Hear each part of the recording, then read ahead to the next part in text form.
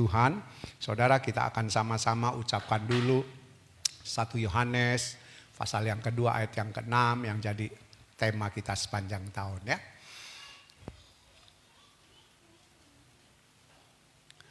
Siap semua?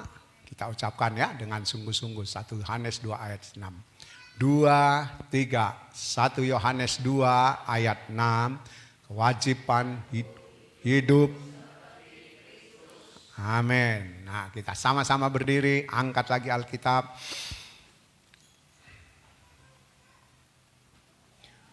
2, 3. Aku percaya Alkitab adalah firman Tuhan. Ketika aku membaca, mendengar, melakukannya, aku pasti berbahagia. Puji Tuhan. Haleluya. Saudara, buka dulu 1 Yohanes 2 ayat yang ke-6, kita akan baca lagi. Ya, kita masih belajar firman Tuhan.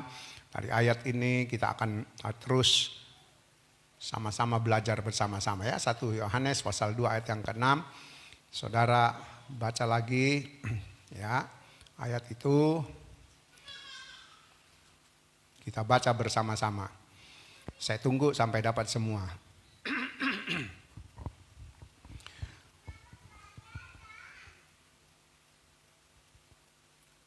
Siap semua, kita baca sama-sama ayat yang ke-6 1 Yohanes pasal 2 ya.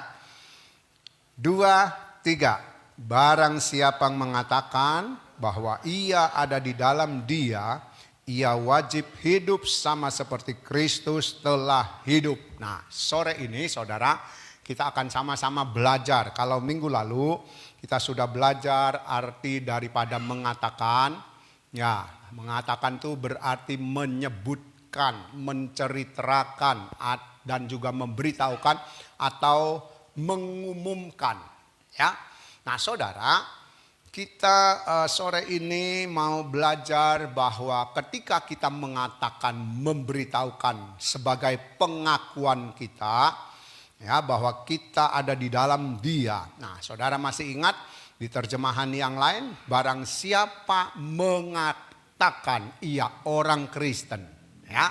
Nah, saudara, dari pengakuan, ya, mengatakan pengakuan itu, saudara, kami selalu kita sudah belajar memang perlu adanya satu pengakuan yang keluar dari mulut setiap orang. Ya, tetapi kita sudah tahu bahwa pengakuan itu bisa keluar ketika orang itu punya keberanian. Ya, orang bisa mengatakan aku percaya Tuhan Yesus, aku orang Kristen, itu butuh keberanian. Nyatanya kita sudah lihat contoh pada kami selalu Petrus waktu Tuhan Yesus memberitahu bahwa Tuhan Yesus akan mengalami aniaya, ya, akan ditangkap, dianiaya, diadili, kemudian dijatuhi hukuman mati. Atau dengan kata lain Tuhan Yesus akan mati. Nah, saudara, kita sudah tahu Petrus berkata, "Guru, sekali-kali aku tidak akan meninggalkan engkau. Walaupun yang lain, ya, walaupun teman-teman murid yang ada akan meninggalkan engkau, aku tidak akan meninggalkan engkau. Aku berani mati." Saudara, kita lihat Petrus pernah berkata, "Aku tidak akan meninggalkan engkau, Guru. Walaupun teman-teman murid yang lain akan meninggalkan engkau, aku tidak. Aku berani mati untuk engkau." Nah, saudara, kita lihat ketika dia mengatakan itu, ya saudara, Tuhan Yesus, kan kita tahu berkata Petrus, "Sebelum ayam berkokok, engkau sudah menyangkal aku 3 kali." Dan itu kita sudah pelajari, Petrus akhirnya menyangkal Tuhan Yesus, ya. Petrus berkata, "Apa yang kamu katakan?" Ketika ada seorang budak yang bertanya atau yang mengatakan, "Kamu kan pengikut orang yang ada di dalam yang lagi ada. Apa sih kamu ini ngomong apa? Aku nggak ngerti maksudmu." Ketemu dia menyingkir agak jauh dari api unggun. Ada orang lagi, iya, aku pernah lihat kamu bersama-sama rombongan orang yang ada di dalam, yang sedang diadili. Dia menyangka lagi, aku tidak kenal orang yang di dalam. Dan terakhir, dia ditanya lagi dan dikatakan lagi bahwa kamu rombongan dari orang yang ada di dalam yang sedang diadili karena dari bahasamu engkau orang Galilea. Petrus bersumpah, enggak, aku tidak kenal. Nah saudara, kenapa pengakuan itu keluar dari mulut Petrus? Karena dia takut. Takut ditangkap, takut diadili, dan dihukum mati. Nah, jadi saudara, pengakuan itu, ya tadi kita lihat judul yang saya kasih, pengakuan itu harus pengakuan yang benar. Ya, pengakuan yang benar. Nah, saudara, kita akan lihat Roma 10 ayat 9 dan ayat 10. Ya, saya ingin ajak saudara lihat lagi ayat ini. Kalau kami selalu kita cuma singgung sedikit. Nah, saya ingin kita lihat Roma pasal 10 ayat 9 dan ayatnya yang ke-10.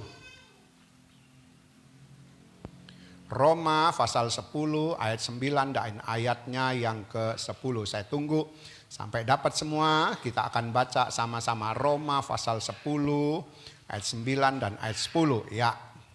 Saya akan baca buat saudara. Ya, saudara boleh ikuti Roma pasal 10 ayat 9 dan 10. Demikian firman Tuhan. Sebab jika kamu, ya betul ayat 9 ya. Sebab jika kamu mengaku dengan mulutmu bahwa Yesus adalah Tuhan dan percaya dalam hatimu bahwa Allah telah membangkitkan Dia dari antara orang mati, maka kamu akan diselamatkan.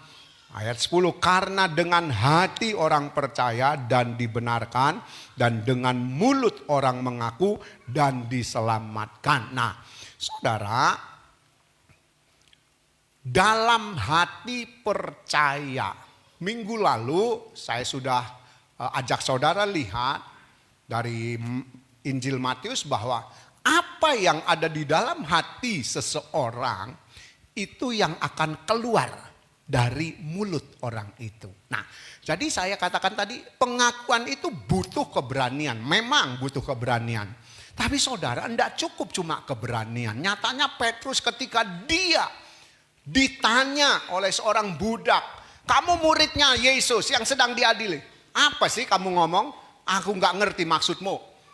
Ada lagi yang, iya kamu pernah aku lihat jalan bersama Tuhan Yesus itu yang sedang diadili. Aku tidak kenal siapa Tuhan Yesus itu. Dan terakhir dia malah bersumpah, aku tidak kenal, sumpah aku tidak kenal.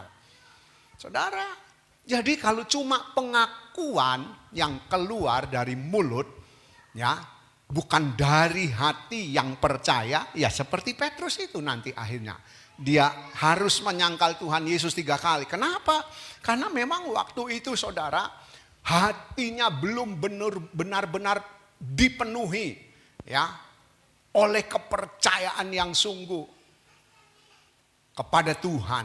Makanya saudara kita tahu dalam hati percaya berarti saudara di dalam hati orang yang percaya itu maka saudara dia melakukan apa yang diperintah oleh Allah. Karena percaya itu mempercayakan hidup kepada objek yang kita percayakan. Lalu sesudah itu kita melakukan apa yang disuruh. Nah, kita percaya pada Tuhan. Kita percaya, kalau kita cuma percaya lalu kita tidak melakukan apa yang disuruh oleh Tuhan, berarti kita tidak percaya. Itu cuma mulut mengaku percaya, hatinya mengaku percaya tapi sebetulnya tidak percaya. Ya. Contohnya kan kalau Tuhan berkata, ayo ikut aku akan jadikan kamu penjala manusia, tinggal semua. Waktu murid-murid diajak seperti itu saudara, mereka langsung ikut. Waktu itu mereka percaya, tapi ketika perjalanan hidup terus, yang mereka lihat, mereka pun melihat, rupa-rupanya enggak enak ikut Tuhan Yesus. Nah, buktinya apa? Ketika Tuhan Yesus mati di salib, ada 3 murid yang pulang kampung. Kalau saudara baca di Injil Lukas itu, mereka pulang menuju Emmaus. Ini murid ya, menuju ke Emmaus, mau pulang ke kampung mereka. Kenapa? Karena mereka ternyata melihat gurunya mati.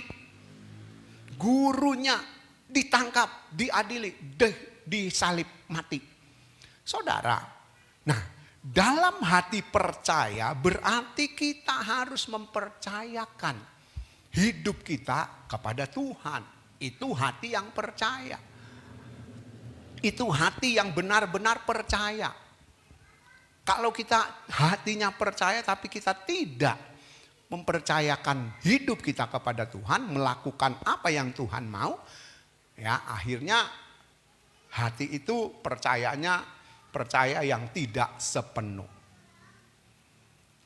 Matius 6 kita baca, jangan khawatir tentang apa yang kamu makan, kamu minum, kamu pakai. Semua akan dipenuhi, dicukupi oleh Bapa.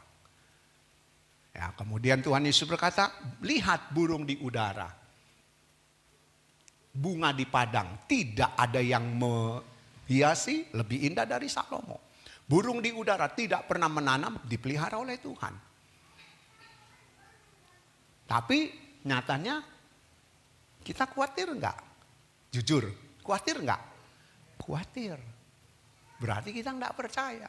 Makanya ayat itu selanjutnya Tuhan Yesus bilang, kalau kamu khawatir, kamu seperti orang yang tidak percaya. Saudara bisa baca sendiri dalam Matius 6 itu. Ya. Orang yang khawatir itu, dia seperti orang yang tidak percaya kepada Tuhan. Nah, saudara, ini loh satu contoh aja. Kalau hati percaya berarti dia benar-benar mempercayai apa yang Tuhan katakan, ya, apa yang Tuhan mau, apa yang Tuhan ajarkan, dilakukannya, diturutinya. Nah, jadi saudara, pengakuan yang benar itu bisa keluar kalau hati orang itu benar-benar percaya kepada Tuhan Yesus. Kalau enggak percaya pada Tuhan Yesus, saya sudah singgung, kami selalu, kalau kita punya hati baik, yang keluar pasti baik. Tapi kalau hati tidak baik, bisa keluar yang baik juga. Artinya munafik. Ya. Nah, kita lihat Roma pasal 10 tadi, ayat 9, 10 diulangi. Dalam hati orang percaya, mengaku dengan mulut, diselamatkan. Kemudian ayat 10 juga sama. Karena dengan hati orang percaya dan dibenarkan. Dan dengan mulut orang mengaku dan diselamatkan. Nah, jadi saudara, pengakuan dalam hati yang percaya pada Tuhan Yesus itu pasti tidak akan beda dengan mulut yang mengucapkan pengakuan itu. Ya. Nah, saudara, kemudian di dalam ayat itu dikatakan mulut mengaku. Saudara, kalau hati kita percaya kepada Tuhan dengan sungguh, saudara, mulut ini akan mengucapkan, mengeluarkan ya, pengakuan yang benar. Nah, saudara, saya ingin ajak saudara lihat Yakobus pasal 3. Ya, Yakobus pasalnya yang ketiga. Kita akan lihat Yakobus pasalnya yang ketiga. Ayatnya yang kedua. Ya. Yakobus pasal 3 ayatnya yang kedua.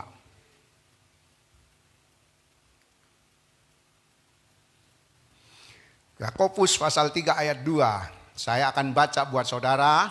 Ikuti ayat yang kedua. 2, 3. Sebab kita semua bersalah dalam banyak hal. Barang siapa tidak bersalah dalam perkataannya, ia adalah orang sempurna yang dapat juga mengendalikan seluruh tubuhnya. Saudara, kita lihat hati percaya yang benar, maka mulut mengeluarkan pengakuan yang benar. Ya, jadi Percaya itu kita harus tahu berarti kita mempercayakan objek yang kita percaya, dan yang kita percaya hari ini adalah Tuhan Yesus. Jadi objek yang kita percaya adalah Tuhan Yesus. Nah, kalau kita percaya, kita menurut apa yang diperintahkan, diingini, ya, dikehendaki oleh Tuhan Yesus tentunya. Nah, kemudian mulut mengaku dan diselamatkan. Ya, mulut mengaku diselamatkan. Saudara, Yakobus pasal 3 dikatakan kita semua adalah orang yang banyak berbuat salah. Kemudian saudara, di dalam ayat itu dikatakan orang yang sempurna adalah orang yang dapat menjaga lidahnya atau perkataannya, ya. Saudara, makanya dikatakan orang itu kalau punya hati yang benar, orang itu pasti menjaga ucapannya, perkataannya, kata-kata yang keluar dari mulut. Makanya saudara, seringkali kita dengar ya orang berbicara seenaknya sendiri. Kalau dia sudah sadar, dia baru tutup mulut, dia ngomong maaf ya, tadi salah ngomong. Hari ini ya, minggu-minggu ini kalau saudara ikuti berita televisi, Gubernur Kalimantan Timur ya kalau nggak salah, Edi siapa itu dituntut ya. Kalimantan mana itu?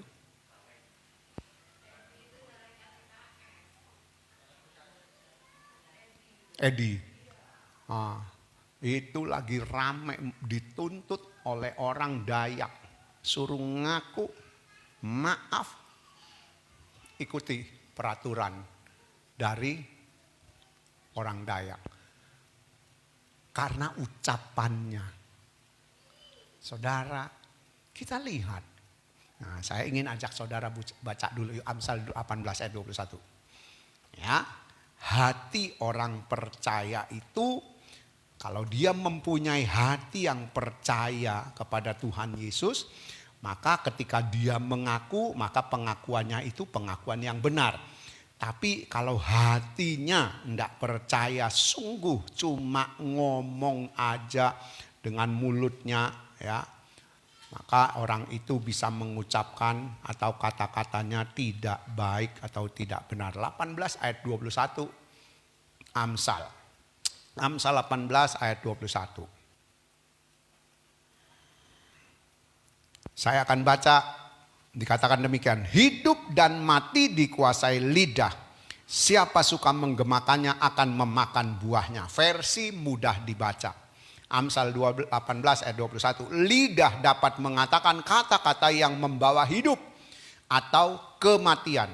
Orang yang suka banyak bicara harus siap menerima akibat yang diucapkannya. Nah, jadi saudara, pengakuan yang keluar dari mulut itu kalau hatinya tidak benar, maka pengakuannya bohong. Itu pengakuan yang tidak benar. Ya, tapi kalau hatinya benar, seperti tadi, hatinya percaya kepada Tuhan, maka yang keluar dari mulutnya itu ucapan yang benar juga. Makanya Amsal katakan hidup mati dikuasai lidah. Siapa yang suka menggemakannya akan memakan buahnya. Versi mudah dibaca lebih gamblang lagi. Lidah dapat mengatakan kata-kata yang membawa hidup. Ya. Saya pernah katakan pada saudara, ketika saudara nonton film Amerika, ya, ada penjahat yang ditangkap oleh polisi, polisi selalu membacakan haknya. Setiap kata-kata yang engkau ucapkan akan dipertanggungjawabkan di hadapan pengadilan. Jadi saudara, kalau di luar negeri penjahat ditangkap, nggak berani banyak ngomong. Nah di sini, wah ngoceh nggak karu-karu, polisi dikatain semua diucapkan. Di luar negeri saudara berani gitu, itu jadi bahan oleh jaksa penuntut untuk menuntut dia. Makanya selalu diberitahu, apa yang kau ucapkan bertanggung jawab di hadapan pengadilan. Saudara, Mulut yang banyak bicara dikatakan, mulut yang banyak mengatakan kata-kata, ya, itu bisa membawa hidup atau kematian dikatakan dari versi mudah dibaca. Jadi saudara, orang yang suka banyak bicara harus siap menerima akibat yang diucapkan. Nah saudara, kalau kita punya pengakuan yang enggak benar, berarti mulut ini mengucapkan kata-kata yang membawa kita ke kematian. Makanya ayat ini dari versi mudah dibaca, orang yang mengucapkan kata-kata yang tidak benar, orang itu harus siap menerima akibat yang diucapkannya. Saudara, ya, jadi dari sini pengakuan itu harus menjadi pengakuan yang sesuai firman Tuhan, itu maksudnya. Ya, pengakuan yang benar. Ya, kita jangan gampang-gampangnya mengaku saya percaya Tuhan Yesus. Yang kurang ajar tuh saudara, ada orang yang enggak tahu ke gereja, males ke gereja, tapi dia bisa ngomong, saya masih percaya Tuhan Yesus. Kalau saya makan gak lupa doa, mau pergi gak lupa doa, bangun tidur gak lupa doa, mau kerja gak lupa doa, mau bubuk gak lupa doa. Itu percaya Tuhan Yesus? Mulut yang mengucapkan seperti itu percaya Tuhan Yesus? Kan bohong. Dia ngomong dia percaya Tuhan Yesus walaupun dia gak pergi ke gereja. Saudara, orang yang percaya Tuhan Yesus hatinya, ya, dia pasti datang belajar firman, mau merubah hidup lewat firman yang dipelajari. Lah kalau cuma ngomong percaya Tuhan Yesus, saudara, Ibrani pasal 10 ayat 25 itu berkata, jangan kamu membiasakan diri meninggalkan perhimpunan, pertemuan di gereja seperti kebanyakan orang membiasakannya. Saudara, ngomong percaya Tuhan Yesus, tapi datang ke gereja males, malah ada yang enggak ke gereja, masih ngomong saya percaya Tuhan Yesus. Ini orang yang kurang ajar. Mestinya ditabok sampai malaikat mulutnya, pok gitu, supaya dia sadar. Makanya saudara, saya kadang ketawa lihat di sosmed. Orang tuanya mati, mbahnya mati, siapa mati.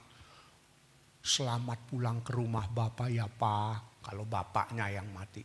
Selamat pulang ke rumah Bapak ya omanya yang mati. Selamat pulang ke rumah Bapak ya Ma. Kalau saudaranya yang mati, selamat pulang ke rumah. Emangnya masuk sorga orang yang mati itu, saudara. Saya kadang ketawa, saya sampai ngomong sama ini, lihat. Saya percaya Papa sudah ada di pangkuan Tuhan. Pangkuan Tuhan yang mana? Iya kan? Ke gereja aja gak pernah. Dengar firman Tuhan gak pernah. Saudara dan saya yang ke gereja, yang dengar firman Tuhan mau berubah aja setengah mati kan. Kita harus berjuang. Jangan cuma. Aduh saudara, kadang saya ketawa baca itu. Saya percaya Papa sudah ada di sorga bersama Tuhan. Tuhan yang mana? Hah? Saudara, mulut mengaku yang benar. Ya, jadi saudara, Amsal katakan lidah kita ini kalau kita tidak jaga, itu akan mendatangkan kebinasaan, ya. Akan membuat kita mati, masuk surga, masuk neraka. Nah, sekarang saya ingin ajak saudara baca lagi ini. Kamis lalu kita sudah bacakan Matius 12 ayat 36 37 ya. Matius 12 ayat 36 37. Kita baca lagi, enggak apa-apa. Ya, saudara, supaya kita ngerti ya bahwa enggak cukup cuma ngaku-ngaku dengan tidak benar. Atau pengakuan yang bohong, pengakuan yang munafik. Ya, saya boleh katakan pengakuan yang kurang ajar. Ya. Ayat 36-37 yuk kita baca sama-sama. Matius 12 ayat 36-37. Matius 12 yuk kita baca sama-sama ya. 2, 3. Tetapi aku berkata kepadamu, setiap kata sia-sia yang diucapkan orang harus dipertanggungjawabkannya pada hari penghakiman. Karena menurut ucapanmu engkau akan dibenarkan, dan menurut ucapanmu pula engkau akan dihukum. Ini yang ngomong Tuhan Yesus, saudara. Ini yang ngomong Tuhan Yesus. Tuhan Yesus sampaikan kepada orang-orang yang waktu itu mendengar khotbahnya, firman Tuhan yang sedang dia sampaikan. Ya, kalau kita tidak hati-hati dengan ucapan, maka ucapan itu akan menjadi bumerang buat kita. Kita harus mempertanggungjawabkannya. Saudara,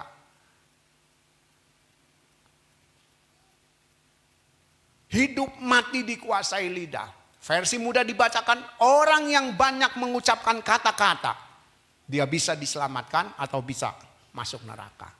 Jadi siap-siaplah menunggu waktunya Tuhan. Saudara, kita harus belajar ya, kita harus belajar. Kita harus belajar, memang gak gampang saudara. Makanya saudara kalau kita kembali ke Yakobus tadi, ayo kita kembali lagi ke Yakobus pasal 3. Saya ingin ajak saudara lihat. Yakobus pasal 3 ya. Yakobus pasal 3 tadi, coba yuk. Yakobus pasal 3 tadi ayat 2 kan, sebab kita semua bersalah dalam banyak hal. Barang siapa tidak bersalah dalam perkataannya, dengan ucapannya, dengan lidahnya, dengan mulutnya, ia adalah orang sempurna yang dapat juga mengendalikan seluruh tubuhnya. Ayat 3, kita menggunakan kekang pada mulut kuda sehingga ia menurut kehendak kita. Dengan jalan demikian kita dapat juga mengendalikan seluruh tubuhnya. Saudara, kuda itu binatang yang paling kuat karena dia punya larinya ya saudara, dengan menarik beban ya. Binatang yang paling jahat singa, raja hutan, tapi paling kuat itu kuda. Saudara, kita lihat kuda yang seperti itu tenaganya, itu cuma dikendalikan dengan tali. Aduh, talinya enggak segede pipa ini, enggak, kecil, paling segede kelingking, masukin hidung. Pokoknya hidungnya udah dicucuk sama tali kang itu. Ya saudara, mau kemana dia akan nurut. Kuda yang kuat dikendalikan oleh tali kekang yang paling sebesar kelingking. Kemudian ayat yang keempat, dan lihat kapal-kapal walaupun amat besar dan digerakkan oleh angin keras. Ya, zaman itu ditulis oleh angin keras karena belum ada mesin. Ya. Kemudian dikatakan namun dapat dikendalikan oleh kemudi yang amat kecil menurut kehendak jurumudi. Zaman itu kapal pakai layar, belum ada mesinnya, dikendalikan dengan kemudi yang kecil. Tapi coba saudara lihat kapal induk, kapal tanker, itu panjangnya ratusan meter saudara. Ya kendalinya, kemudinya juga nggak mungkin sak gede gereja kita, papan kemudinya nyantol kemana-mana, ya kan? Kemudinya juga nggak besar. Kapal tanker, kapal induk itu saudara, yang panjangnya ada yang sampai 200 meter coba saudara. Itu cuma dikendalikan dengan sirip kemudi yang kecil. Nggak sesuai dengan besarnya kapal. Nah kemudian ayat yang kelima. Ya, demikian pula lidah walaupun suatu anggota kecil dari tubuh, namun dapat memegahkan perkara-perkara yang besar. Lihatlah betapapun kecilnya api, ia dapat membakar hutan yang besar. Saya baca terus ayat 6. Lidah pun adalah api yang merupakan suatu dunia kejahatan dan mengambil tempat di antara anggota-anggota tubuh kita sebagai sesuatu yang dapat menodai seluruh tubuh dan menyalakan roda kehidupan kita, sedang ia sendiri dinyalakan oleh api neraka. Ya. Kuda dikendalikan dengan tali yang kecil. Kapal induk, kapal tanker dikendalikan dengan kemudi yang kecil. Lalu saudara, firman Tuhan katakan lidah itu bagaikan api. Saudara, api yang kecil saudara pakai di kompor, saudara bisa masak macam-macam. Tapi kalau api itu sudah tidak terkendali, rumah kita kebakar, rumah tetangga ikut kebakar, sak komplek kebakaran. Gara-garanya apa? Api yang kecil, dari korek api jres yang sama. Ya.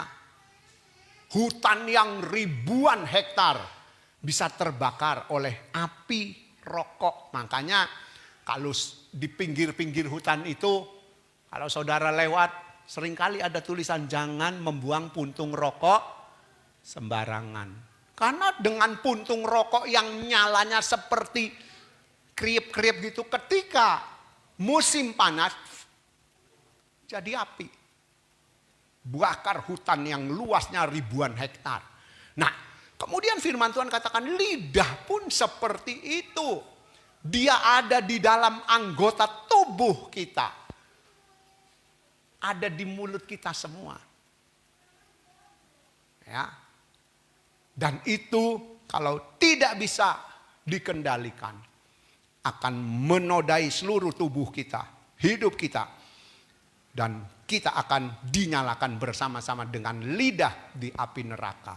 Tak mungkin cuma lidahnya yang dicoplok, dibakar di api neraka, tubuhnya enggak mungkin kan. Nah, jadi saudara, makanya Matius 12 ayat 36-37 katakan, dengan ucapanmu kamu dibenarkan, dengan ucapanmu kamu dihakimi, dihukum. Ya saudara, makanya saudara, Matius 5 ayat 37 yang kita sudah baca minggu kemarin, saudara. Ayo kita belajar, ya saudara, mengucapkan sesuai dengan firman Tuhan. Ayat ini cuma berkata, hendaklah ya, kamu ucapkan ya, tidak, kamu ucapkan tidak. Lebihnya daripada itu berasal dari si jahat. Saudara, jadi pengakuan harus benar. Ya, kita baca ayat ini, barang siapa mengatakan ia, dirinya ada di dalam dia. Maka saudara, dia harus benar. Jaga ucapannya. Jangan asal ngomong seperti saat tadi saya singgung. Orang yang gak tahu ke gereja, gak pernah datang ke gereja, gak pernah belajar firman Tuhan. Kalau ketemu, kamu kok gak pernah datang ke gereja? Aku gak sempat, tapi biarpun begini aku masih doa. Mau doa kayak mau enggak kayak, kamu berarti enggak percaya Tuhan Yesus. Nah, ngomong aku masih percaya, aku masih doa, aku masih baca Alkitab. Berapa susahnya baca Alkitab saudara? Kalau saudara punya Alkitab, saudara bisa baca ini. Ya, sekarang Alkitab di kantong saudara masing-masing. HP yang saudara pegang, HP Android, saudara download Alkitab, ada Alkitabnya. Kemanapun saudara pergi, ikut. Tapi apa artinya? Apa untungnya? Apa manfaatnya? Kalau cuma Alkitab di HP, hati kita tidak percaya Tuhan Yesus, mulut kita juga mengucapkan hal-hal yang tidak baik. Ya, ayo saudara, kita mau belajar memiliki hati yang percaya. Kemudian ucapan yang keluar kita mau jaga. Sebab kalau tidak, Matius 12 ayat 36-37 tadi, setiap ucapan yang kita ucapkan, setiap perkataan itu harus kita pertanggungjawabkan. Kita mau belajar sama-sama. Saya juga belajar, saudara juga belajar ya. Nah, jadi saudara, kita harus tahu, kita mau belajar mengatakan yang sesuai firman Tuhan. Memang enggak gampang. Enggak gampang. Makanya Yakobus tadi katakan pasal 3 ayat 2. Barang siapa tidak bersalah dengan ucapannya. Barang siapa yang tidak berbuat salah dengan mulutnya. Dengan perkataannya, dia orang yang sempurna. Kenapa? Karena ini paling susah ditaklukkan. Ini paling susah ditundukkan. Ya. Kalau hati kita panas aja, biarpun kita belajar, seperti saya kasih contoh pada saudara, hati panas kadang-kadang kita bisa ngumpat orang, walaupun orang yang kita umpat itu tidak dengar. Kita ada di dalam mobil, ya, kita umpat orang yang ugal-ugalan, yang seperti saya katakan disalib kemudian dipotong, lagi nyetir, depan ada sepeda motor, paksa nyalip, saya umpat dia, kurang ajar. Dengar enggak orang? Enggak dengar. Tapi hati saya kan marah itu sebetulnya. Nah itu loh saudara, ayo kita belajar ya. Kita memiliki hati yang benar, maka ucapan kita pun akan benar. Kalau kita punya hati tidak benar, ucapan bisa benar. Itu namanya munafik. Tapi marilah, Matius pasal 5 ayat 37 katakan, hendaklah kamu katakan ya jika ya, tidak jika tidak. Belajar ya, kita belajar. Memang gak gampang saudara, gak gampang. Makanya kita mau belajar memiliki ucapan, pengakuan, perkataan yang benar.